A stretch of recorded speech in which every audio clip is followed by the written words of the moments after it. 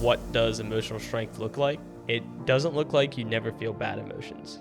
It looks like when you are in the heat of negative emotions, you can handle it. I have to remember and constantly remind myself that this journey that I signed up for wasn't an easy one. Well, if you're struggling to be authentic, then just tell the truth. And the price to pay to be authentic is to feel Ready to go? ready to go.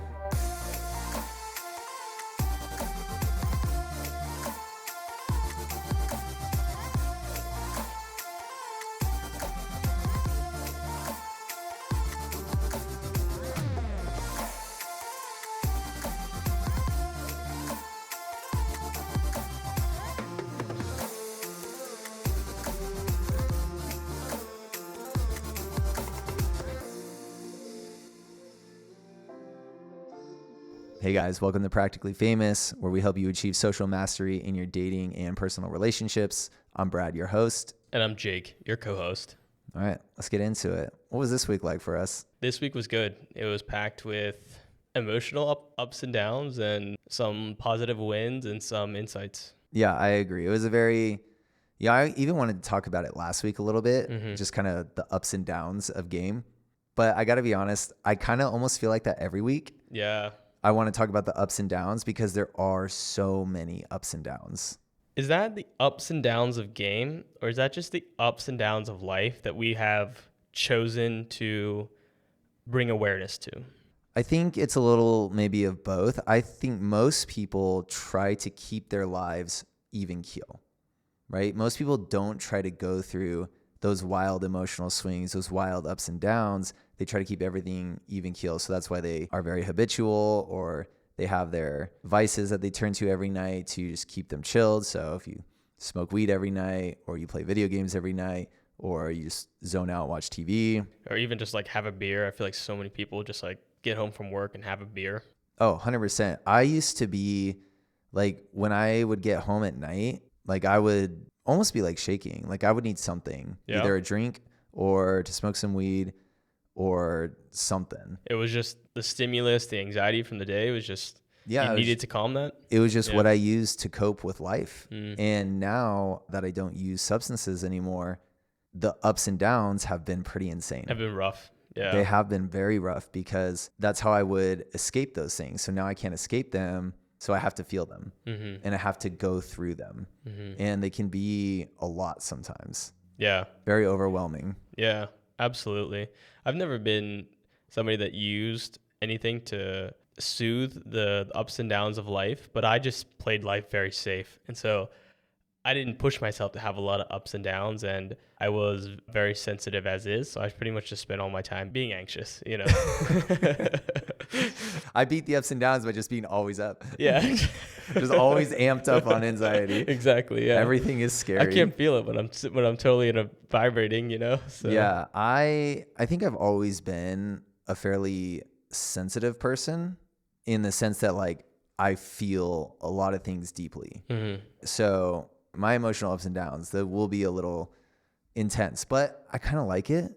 It's fun to feel things. Well, maybe not that fun because I was trying to numb it for so long, but I definitely feel that, like, I feel joy very intensely. I also feel sadness very intensely. Any emotion that I can experience, I feel it very intensely. Yeah, I agree. I'm exactly the same way. And I like it because it brings a lot of meaning and purpose to my life. And I feel like I learn a lot from sitting with those emotions, from being able to feel them very deeply. Yeah. And, it helps you not to, become someone who's like super emotionally repressed. Yeah. And then like can't feel anything. And I think I think men really struggle with that, especially as they get older, because like maybe you can be that way more so when you're younger, but then as you get older, there's more and more expectation on men to not be emotional, but men haven't built up the skills to really deal with their emotions, so they just become extremely flatlined emotionally. I agree. And that's why a lot of guys, what's their safe outlets? Like, oh, they can drink beer, right? That's like socially acceptable. Right. I think a lot of guys, definitely more than I'm willing to admit, probably soothe behind closed doors with pornography. A lot of guys definitely soothe with video games, because they can't like you said, they don't know how to feel and process their emotions. Yeah. And not their fault at all. As a whole, we as a society haven't really got a good system in place to deal with feeling your emotions. No, not at all. And I will say, on my sobriety journey, I've been feeling my emotions very intensely, and I totally get why a guy wouldn't want to go through that, because I've had some really challenging days. Yeah. And I've had a lot of them, because what sobriety does essentially is like, kind of the longer you stay sober, it's like the deeper the emotions that you suppressed start to rise. Yeah. Until you get to a point where maybe you're like fully recovered. But that's kind of where I'm at, is letting really intense, maybe long ago suppressed emotions surfacing to the top. And instead of numbing them or escaping them, I have to feel them. Yeah. I don't have a choice. Yeah. You have like years of suppressed emotions that are coming out in waves. Exactly. And like one of my big ones is just feeling like I've always suppressed my true identity and my authenticity. And I've struggled to express myself and my true personality a lot. That was really coming up for me earlier today, even because I was feeling frustration a little bit from last night, that I wasn't expressing myself as freely as I wanted to. I talked about last week, the previous Friday was such a great night for me. It was one of my favorite nights of the year. Why was it one of my favorites? Because I was expressing myself freely, and I felt like, oh yes, like this authenticity is really coming out. I can joke around and be free and not care what other people think and all that. But then the universe always humbles me the next week, the ups and downs, right? This is what the ups and downs are about, I feel like, is you start to gain a new glimpse of yourself as this higher self, this higher version of you, but then you can't maintain it. So you have to go back to the drawing board and figure out, okay, why was I able to achieve it for a little bit and then it went away? Yep. Right? It's because there's still something blocking. There's some kind of emotional Band-Aid that's been placed over it, right? There's some kind of shame or fear or guilt. Something is blocking it. So you get those moments where you glimpse it and it's so exciting because you're like, oh, I feel free. And it feels so liberating. It's like, finally, it's here. It feels like a drug high. Yeah. Honestly. It does. To be truly free and liberated, it really does feel like I'm high because I'm free, right? It feels like a drug high, and it feels like magical experience. Like you could do no wrong. Yeah. And that's why people drink when they go out, is so they can be free. Yeah. So when you really think about it like that, how many people really struggle to be free? Almost everybody. Almost everybody. And then I beat myself up for being like, oh, I can't be free, right? I get so upset and I get so mad and I get so overwhelmed and sad about it. But then I realize like, oh yeah, most people either can't do that or they need substances to do that. And I am retraining my whole entire brain and nervous system to be able to do that without substances. So props to myself. There you go. I have to remember and constantly remind myself that this journey that I signed up for wasn't an easy one. I wanted to achieve, we talked about this a few episodes ago, like game as a path to spiritual enlightenment or personal transformation, inner healing and all that. That's really what it's about. That's what I'm really seeking, is inner freedom. Yeah. And you could not get there if this wasn't incredibly challenging, if not the most challenging thing you've ever done. Yeah. Right? I think it's set up that way. You need that difficulty because that difficulty is what gives you the tools to wash away everything that's not you. Exactly. And we talked about last week, right? Doing things that are hard and walking away from things that are making your life too easy. Mm-hmm. Because when your life is too easy, you don't go through the pain, you don't get to wash away. Or maybe even a better way than saying wash away, because it is so painful, is saying like burning off almost. Yes. It's like you're burning off those parts of you that are not authentic. Yeah, I agree 100%. And yeah, you need that. You need to be in the fire to burn it off. And I think that's what the type of men that people are really drawn to, the type of men that have really successful businesses, or they go on social media and they get away with just talking shit to other men and say like, hey, you need to be better. Stop being a little bitch. I think the reason why we're so drawn to them is because they have been through the fire. Yeah. And you can tell that they've been hardened. Mm-hmm. And that's very appealing to men. Yeah. That's, in a sense, a lot of the things that we're seeking. I agree. And I think a lot of it comes down to, I think it's natural for men to want to seek that freedom. Like deep down inside, there is a drive to, every man subconsciously knows that he's not showing up how he wants to.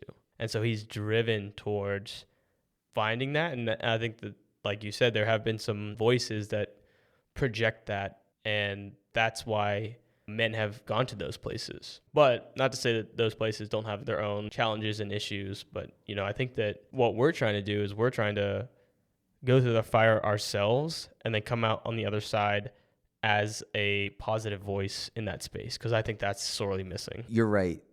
That is where we're at. We are currently going through the fire. I was just talking to you earlier. Sometimes I feel my ego beginning to inflate with a podcast, and I want to be the guy who's already gone through it. Mm-hmm. But I'm currently in the middle of it. And that's always what this podcast was supposed to be about. Yeah, it really was. It was always supposed to be about us going on this journey. It was supposed to be about us sharing vulnerable moments and hardships that we're going through on this journey, which we've been doing a good job of so far today. I agree. Yeah, I think that's what makes this special, is the fact that this is an unfiltered view of what walking through the fire is really like. Like you said, ups and downs every day, incredibly challenging emotions every day, going out every weekend and facing another set of limiting beliefs that are somewhat different from the previous limiting beliefs that we've dealt with, and continuously going through the fire and shedding layer after layer after layer of that stuff that prevents us from freely expressing ourselves.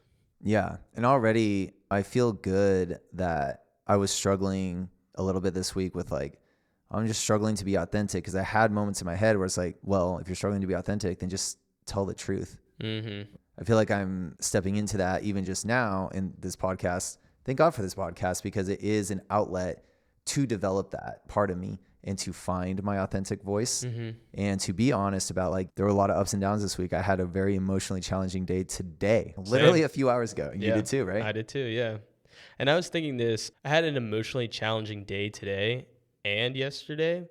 And yesterday I was on a walk and I was just processing things that were coming up, right? I had a lot of wanting. I wanted, like you said, I want to be that guy that I envisioned for myself. I want to be confident, charismatic. I want to have a lot of options in dating. And I'm making huge progress there, but my vision is always greater than where I am, which is not a bad thing, but it creates a lot of wanting and needing inside of me. And I was letting that come up and I was feeling it very intensely, and I worked through some of that needing, and then some sadness came up, and I thought to myself, do I ever let go of all of it? But then I realized something very important. It's that I've worked really hard on learning to feel my emotions, to feel my body, so that when I am expressive, it can come from somewhere authentic. And the price to pay to be authentic is to feel. And so I wasn't letting go. I was just feeling as a human being, as a fully feeling human being. I was experiencing life to the fullest yesterday. To me, that is what it means to go on this journey, right? To experience myself fully and to be able to authentically show that to other people. Yeah. Authenticity is a game of subtraction. Yes. Right? It's subtracting all the layers that are blocking your true authenticity from the top down. Because at the core, it's just you. But there's things on top of you that are blocking that voice from emerging. Mm-hmm. And you almost can't even see that stuff that blocks until you put yourself in enough situations where you're like, all right, what the fuck? Why can't I talk to this girl that I find attractive? And you do it again and you do it again and you do it again. You're like, oh, it's actually because my mind tells me that I'm not good enough, XYZ, all this stuff. So it takes stepping into those situations to even realize that it's there. Yeah. And, that's a good jumping off point, because I know that we wanted to talk about self-limiting beliefs this week, because I've definitely noticed some that have come up for me. You've noticed some that have come up for you. Mm-hmm. We'll talk about Saturday first. Yep. We're probably not going to go through the days like maybe we did on the last couple, as in depth, but we will talk about the lessons that came up for us throughout these days. Just because we've been talking so much fire today. I mean, well, first of all, I wanted to say this. Sundays are very often emotionally challenging days for us. Mm-hmm. And the reason is because we push ourselves very hard all week, doing everything that we need to do. Yep. And then this podcast on top of all that. Yeah. Well, in this podcast, yeah, it's also a lot of work. So on Sundays, we wake up after going out the last 3 nights in a row and just constantly putting ourselves in emotionally vulnerable situations with women. And so we wake up feeling a little raw. Yeah. A little pliable emotionally. To put it nicely, yeah. Yeah. So like today, I was working on a new thing for the podcast that I'm really excited about. But because it was new, it was stressful because I'd never done it before. And that was just enough to send me, on a tailspin of being like more emotional. When I used to feel stressed, I used to turn to my vices. Now I'm learning to transmute those cravings and those desires away from vices and numbing and suppression and escaping into my creative work, into building something that is meaningful and beautiful. So it's very exciting, but again, very, very raw. So that's why on Sundays, we're typically a little more emotionally unstable. So anyways, but we were out last night, Saturday night, and I was already tired. I didn't even want to go out. Yeah. Which is, I feel that way like up and down throughout the day most days a little bit. Sure. It's like I'll go for 2 hours and be like, I can't wait to go out tonight. I'm going to go out and I'm going to crush it. Then the next 2 hours, I'm like, I don't want to go out. I'm so tired. Fuck that going out shit. Yeah. I don't want to put myself in the fire, right? Yeah. So we go out and I was like, okay, I don't know how long I'm going to be out tonight, but I can at least work on my eye contact and I can at least work on being a little more honest and direct with girls. Another thing I'm working on right now is being more direct with girls. If I see a girl and I think she's cute, like just tell her, because I'm not at the point where I'm trying to be as indirect because I need to work on my authenticity. Yeah. Say it because that's how you actually feel. That's honesty. Yeah, exactly. So I started doing that, started feeling pretty good, but then I was a little dead. So we walked away from the club we were at and we were walking literally all the way across Old Town to another bar, and just so randomly ran into our DJ friends, the one we went on the boat party with a couple weeks ago. And they were going to Almost Famous and they were playing and we're like, all right, we'll go. Yeah. So we just followed them. The whole night took a turn that we weren't expecting. We went there, hung out with them, the whole night behind the DJ booth with them, partying. And that's where I know you wanted to share some things started coming up for you. Yeah. So we went there, we started partying, we went behind the DJ booth with them and we were just hanging out, having a good time. And as soon as I got there, I could feel my nervous system almost talking back to me, if you will, right? So all of a sudden, all this stuff started to come up of like, you don't actually belong here. And, you're not cool enough to connect with DJs in this way. And it was just it was a distinct difference between the first hour of the night and then immediately when we walked back to the DJ booth, right? Because being in that situation, it goes against my nervous system and my belief system. And so that's when I was able to actually feel these things arise inside of me. And doing this is actually what gave me the opportunity to see that this is the story that's running in the background for me, right? To really feel that, oh, okay, it's because I feel like I don't belong in, behind the DJ booth or in VIP areas. But the only way that I would have been able to bring awareness to that is to put myself there first. Because of course, I can think about going into a DJ booth, but until I'm actually there, does it really reveal to me what I truly believe about myself subconsciously? And so the fact that I've done the work that I have done to become very aware of how I feel has given me the opportunity to deal with those things as they come up. So while we were there in the DJ booth, I was doing that. I was releasing. I was acknowledging the fact that this was coming up for me, and I was just letting it be there and letting it go on its own time. And it did. It took me a while. It took me like half an hour to really calm down and start to actually vibe while we were there in the DJ booth. But then once I did, I was dancing, I was hanging out, I was talking to everybody, I was hyping the DJ up, and it allowed me to shift the dynamic. And all of a sudden I was providing value in the DJ booth because I was a good vibe. I was making people laugh. They liked the fact that I was there. I noticed it, right? I definitely noticed how you were the first 30 minutes we were there. And I mean, you told me, you came to me and you say, hey, this is the limiting belief I have. And you literally told me, I'm just going to sit in it. Yeah. I was like, you do that. Honestly, I'm really thankful that you were there and I was just able to say that, right? Because it's so much harder to go through that process of just acknowledging and processing when you're there by yourself. So having you there was so helpful for me, and I'm very grateful for that. Now I feel very comfortable behind a DJ booth. So. Yeah, that's good. But no, I noticed that you were struggling, partly because you told me, but I could see it in your body language and everything. But I remember like an hour later, I just had this moment where I was talking to some people like in the corner of the booth, and I looked over and I saw you and you were just like dancing and you were like in your element and you looked so happy and comfortable. Yeah. And it made me happy. I was like, oh, look at Jake. He's totally gotten over his limiting beliefs now. Yeah. Problem solved. Yeah, exactly. Yeah, it was good. It was good for me because I kept, we went to the DJ booth. I was in my head. I wasn't feeling good. I sat in it. I let myself let it go. And then I started to talk to people a little bit more, bounce around, maybe got in my head a couple other times. But each time I let myself feel it and I let it go. And I just kept taking one step forward, letting myself feel it, letting it go, taking another step forward, letting myself feel it, then letting it go. And it turned out to be a great night. I talked to everyone who was in the DJ booth, very fun, light conversations. I was happy that I was able to walk myself through that so efficiently. Yeah. And for me up there, I had stuff coming up for me too. It wasn't about not feeling like it belonged, because I love hanging out with DJs. I love hanging out behind the booth. I love EDM music. With my one friend who was playing, I even like gave him song suggestion at one point, and he looked at me. He was like, "Oh, good call, bro." That's fire. Yeah. No, it was fun. Actually. It made me feel good. Definitely, I'm gonna start learning how to DJ real soon. Yeah, it's been on my list for honestly way too long. I really need to get going on that, so I can have so much fun back there and feel like I'm providing value in that way.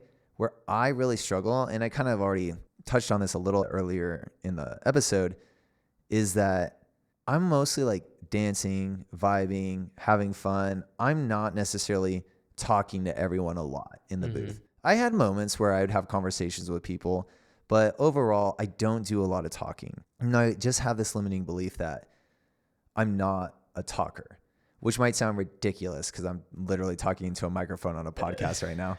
And I will tell that to people and they'll be like, what? Yeah. And especially a lot of times girls, they'll be like, you're so outgoing. I'm like, actually, I'm pretty shy. And they'll be like, no, you're not. And it's because there's truth to both of them. Truly at my core, I'm a pretty outgoing person. When I'm truly feeling free and expressive, I'm a very, very outgoing person, very rambunctious person. And I love to have fun and I love to joke around, and I can get pretty loud and silly and goofy and mischievous. But there are times where I really struggle to do that. And that stuff comes up for me when I go out typically and try to approach people. Now, maybe some of that's normal because I'm talking to people I don't really know. But these people I did know, right? These are my friends too. Like I've hung out with them several times. So were you feeling that limiting belief before we got to the DJ booth, or when we got there is when it was really came to the surface? No, I was already feeling that a little bit just at the previous bar we were at, because I was talking to a couple of girls and like I could go up and just start talking, but then I'm like, I don't know where I want to take this conversation. And I would just walk away from those conversations. But in the booth, I couldn't just go new person. It's a small booth, right? Yeah. So there's only so many people in there. I want to jump into conversations with people and add value, but I was feeling some limiting beliefs in my head. It's like, well, I don't really know what I want to talk about right now. That alone is probably the issue. I was just in my head thinking about what I want to talk about, right? Yeah. Which is going to block me from actually just freely expressing. Having fun. Exactly. Yeah. But that belief, it haunts me. It really does. Because when it surfaces, it really stifles me. And it blocks my conversations from being fun. It takes them back to kind of boring interview mode. I want to be the person who's constantly adding value to everyone and making people laugh and giving everyone a good time. And it's not to say I don't do that. It's just that I get this. It's a limiting belief. That's my point, right? Yeah. It's like you go behind the DJ booth all the time. Like I've seen you there with me many times, but it still rises, It right? still rises, yeah. I express myself all the time and I talk to people well all the time, but this belief still rises. So I need to spend some time on that, letting that go. And that's what I've even been doing on this episode. I've just been trying to let go and be like, you know what? Don't try and say anything perfect. Just be honest. Like, just say what's true right now. Yeah. And to be honest with you, like, this podcast has been a practice for me too, right? I feel like there's been a couple times that we've recorded that I was like, oh, I don't know what to say. Like, I don't know if what I'm saying is the right thing to say. So even here is like a good opportunity to feel through that. It really is. Last week's episode in particular, I was really free flowing. Yeah. I felt so expressive in the last one. And as I was editing it, I was like, man, look at me go. Like, I'm so expressive. Yeah. But I've had moments today, and I think there's a reason. I've had even moments on this episode where I was kind of like, oh, what do I want to say? And I think the reason is because like my body or my nervous system or the universe or whoever you want to give credit to is giving me that opportunity. Sure. To say, hey, well, you want to get over that? Here you go. Yeah. Feel it and then do something. So what are you feeling like if you said today on this podcast, like how does it manifest for you that you feel that it manifests like trying to figure out what I want to say next. Yeah. Instead of just like even like focusing on just what you're saying and allowing the conversation to unfold naturally. It's like, oh, I want to say this. So I start holding on to it. I do that too. I just took a deep breath though, and I feel better just now. Yeah. That's all it takes. Huh? That's it. Just takes a deep breath to ground yourself back into the moment. Yeah, it certainly, but maybe too a change of perspective of doesn't matter what I say on the podcast. That's true. Doesn't matter what I walk up to a girl and say. And I feel like we talked about this a little bit behind the DJ booth. I was definitely in interview mode at some points behind the DJ booth I was there because I was at my edge, right? That was the most amount of tension that I could handle at that point. And so I was feeling through it, but the fact that I was at my edge meant that my conversation skills weren't really good. But then I realized that my conversation skills are good when I'm just feeling good, because I stop thinking about what I'm saying and I just share positive energy with people. And the fact that I was so close to being overwhelmed while we're in the DJ booth meant that my conversation skills, I stopped feeling as good as I usually do. And so my conversation skills went down, but I was okay with that, right? I was talking to people in interview mode, but in my mind I was winning because I was pushing myself. It was hard for me to have interview style conversations, but at least I was doing it. So I had shit conversations, but I was so happy that I was at my edge and I was pushing past it. When you are at that point where you're struggling, you have to really lower the bar for success. Yeah, you really do. Lower the bar as far as you fucking can. Yeah. Put the bar on the ground. Yep. You know, like just, can I step over this? Yep. Can I say hi to someone? Something small. Yeah. I was talking to a girl behind the DJ booth and I thought she was very attractive, and my conversation was not good. Like, I feel like when I talk to a girl, I really try and avoid getting her thinking a lot, like questions that would like be like, oh, like, what do you like to do for fun? I literally asked that question in the DJ booth. Yeah. And she had to like think about it. And in general, I try not to do that because you want to feel with them, right? Right. You want to bring a good experience to them. You want to have them remember you. You make them feel good. Mm-hmm. That's not what I was doing. Yeah. But I don't care. I knew I was at my edge, and I knew that I pushed myself enough to at least have that conversation. Yeah. And I have to remind myself to give myself more grace. Mm-hmm. We talked a lot way back on the first episode, right? Wow. About celebrating your wins. Yeah. And that's a habit that we've kind of fallen off a little bit. Yeah. I still do it, but I don't do it at the frequency that I used to. And I haven't been giving myself as much compassion lately and I think that's a very natural tendency because we have made a lot of improvement in all areas of our lives since our first episode. Yeah. It's like almost 2 months later now. That's crazy. Dude, I used the framework though to celebrate this morning. The entire weekend I celebrated it and I feel so good. I was like, why don't I do this all the time? It feels so good. I think when we started doing that, we were kind of in a low place. Mm-hmm. And so we were doing that to help bring us out of it. But as we improved, as our podcast got better, as our game got better, when we went out, our nights started being more fun. Gym workouts are starting to get better. Like everything in our life is getting better. So we start putting more pressure on ourselves to achieve big. Yeah. And so we stop celebrating the little things. Yeah, I agree. And to be honest with you, now that we're looking back on it, by our own metrics, we've had huge successes. Yeah. Getting invited to a DJ boat party, leading very attractive women around Old Town, huge wins by our own metrics. Stop telling me about the wins, Jake. I want to hate myself, all right? My mind is trying to hate me right now. So, you're right. We've had massive wins. We really have. And yet, what do? We focus on what we didn't do. Yeah. Right? It's so easy to do. It really is, yeah. And that's why we were so focused on it at the time that we were low, because we were surrounded by so much opportunity to be harder on ourselves. And so we had to dig into celebrating our successes. But now it's like, we're not surrounded by crushing failure. Even though my mind tries to convince me I am. But you're right, we're not. No. I literally got a job offer from just some random girl I met while I was out one weekend, who is the general manager of a restaurant. I was like, oh, you want to be a bartender? I was like, yeah.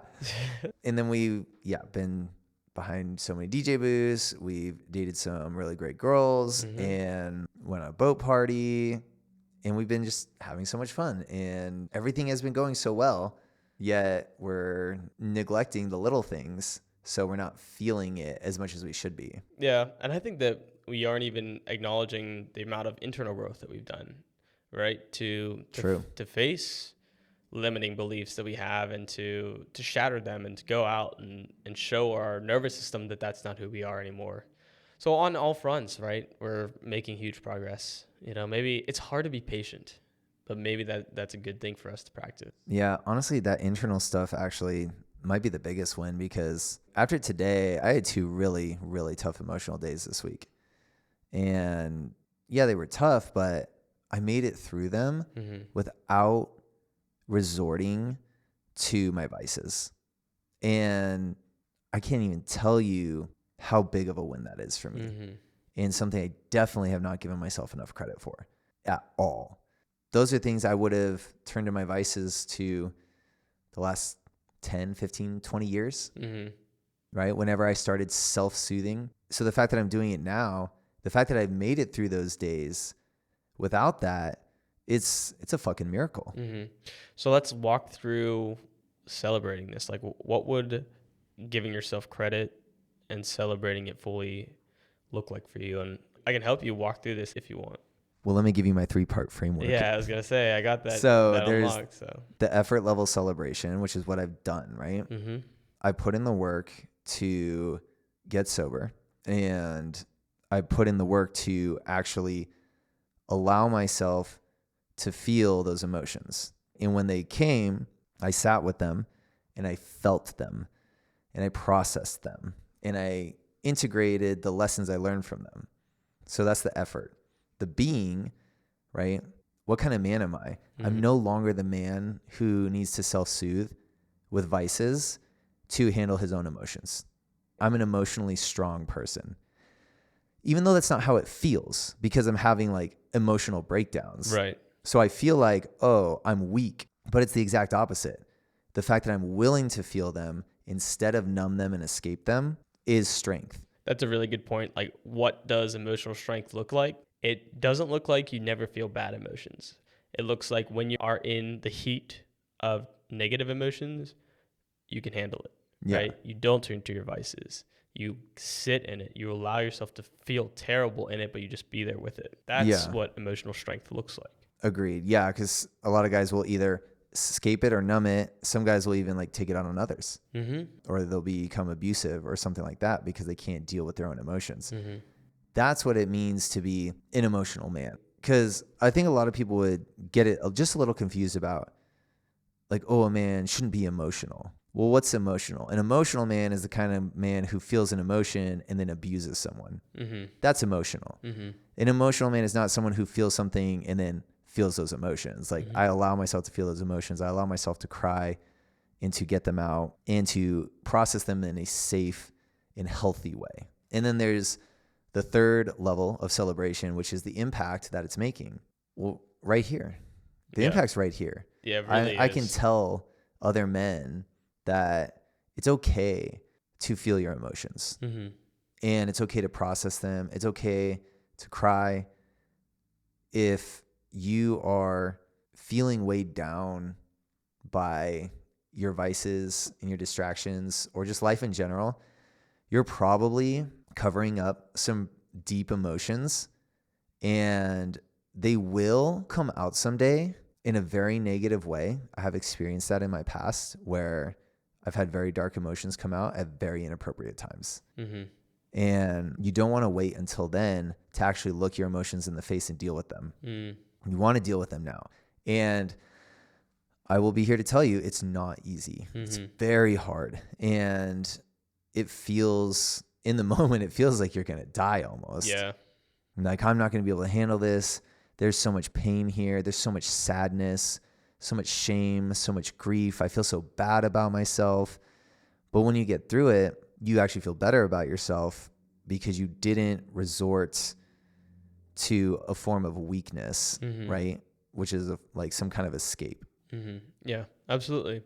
And I even want to bring that further, right? So what is the impact of you not going to your vices? And I think that you even said it earlier today, right? So you had a breakthrough as far as the production of this podcast. Oh, yeah. And you said, this is a result of me not returning to my vices, right? So Yeah.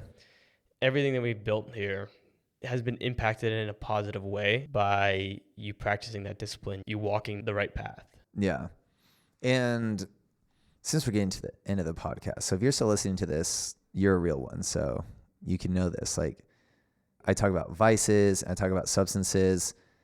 The most challenging one for me to have given up was pornography. It was not necessarily the substances. The substances were actually more of a Band-Aid to cover up the pain of the pornography addiction. So that's what I was saying earlier is when I didn't turn to that particular vice, I have all this like sexual energy built up inside of me, and it did produce a new level of the podcast. The intro video that I created for last week's episode, that came out of my, the heavy emotional energy that I had stored inside of me. It created, right? Sexual energy is creative energy.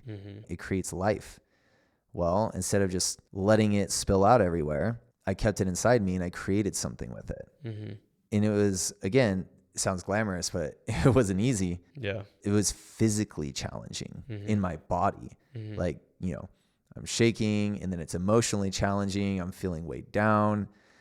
But I got it done, and then I went and I floated. Nice. The floats will change your lives, guys.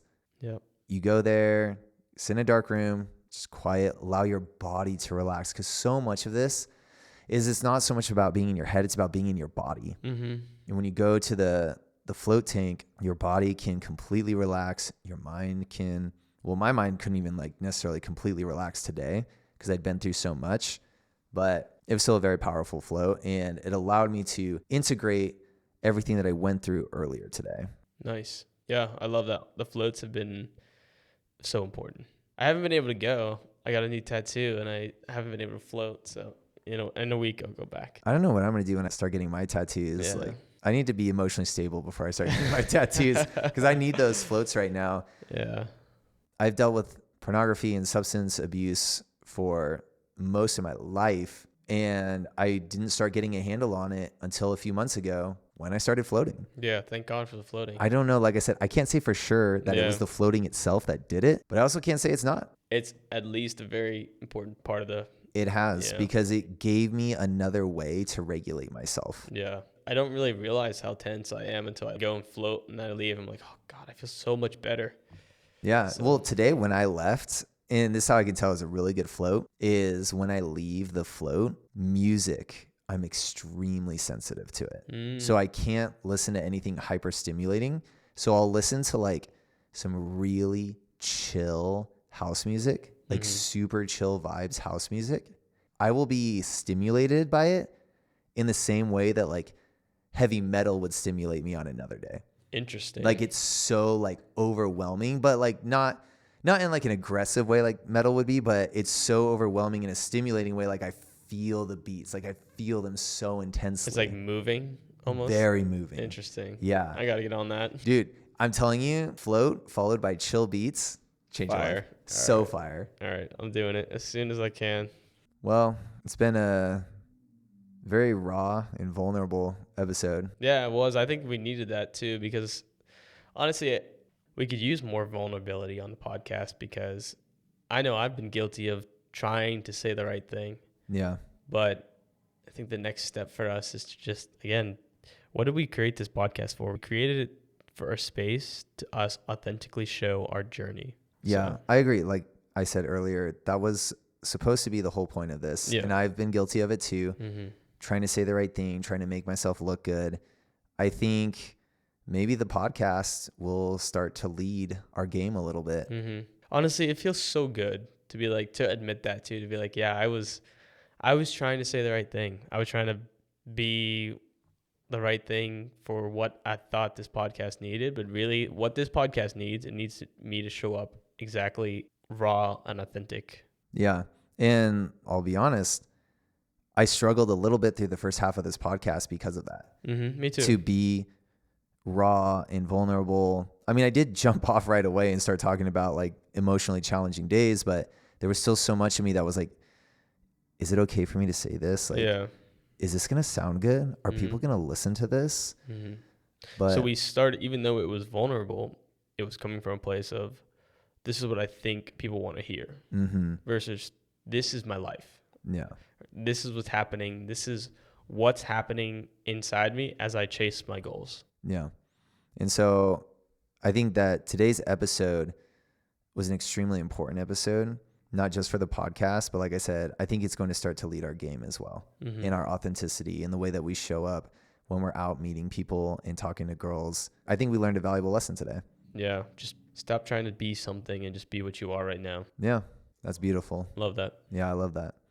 All right, guys, that's going to wrap it up for us this week with Practically Famous. Very raw and vulnerable episode. And I hope that it inspires whoever's listening to be bold and be vulnerable. And if you do have things that, vices that are crushing you, just know that like you're not alone. And a lot of guys do. And reach out to someone and be honest with them if you think it's harming you. Mm-hmm.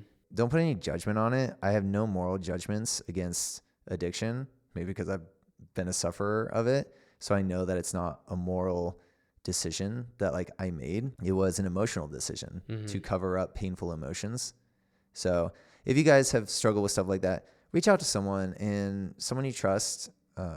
Leave a comment on our video. Oh yeah. Like, comment, subscribe, please. I never say that on the episode, but I'm supposed to. You can do it. You can be emotionally strong, but you're going to have to go through some hard moments to get there. Just like lifting weights, right? Yeah, You absolutely. have to go through some hard moments to get some big muscles. Yeah, and it's always worth it too. So it is worth it, right? Yeah. Mm-hmm. All right, guys. That'll wrap it up for today. We'll see you next week. Until then, go talk to some girls. Peace. I get very like... Animated. I would get like borderline like childlike sometimes on Really? there. I was like, That's because I remember this is the one line in the last episode where I was like, well, that's how I felt. I was like all bummed about people being like not responsive to me.